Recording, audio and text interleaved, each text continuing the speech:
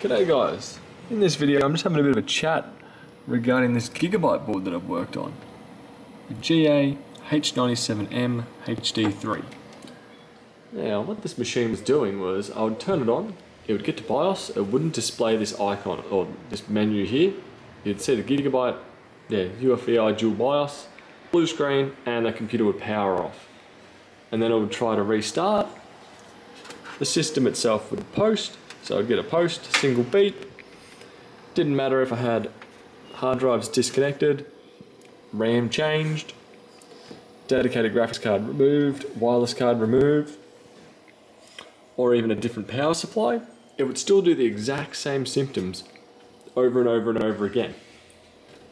So what I end up doing with this one, which is a solution I've found seems to work for a few of these older Gigabyte boards, is over here. The BIOS, if I can get focused there for you.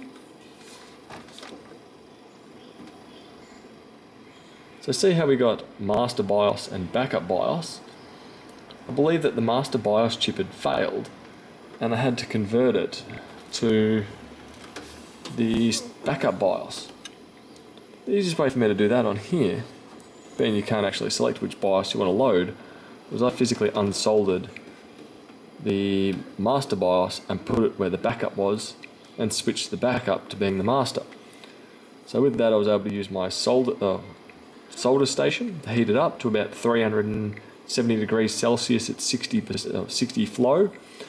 They came off after about probably only about 20 seconds of having heat, and then from there I was able to connect it all back up and get here.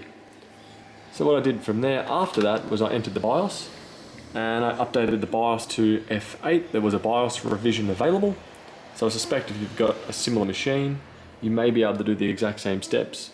Granted, it does require some expensive equipment, but simply unsoldering and swapping those two BIOS chips, I've now got a fully functional computer once more. So I hope this helps you if you're ancient Intel or 3rd gen, 4th gens boards, and hopefully you can get your systems up and going once more. That'll do for now. See yous.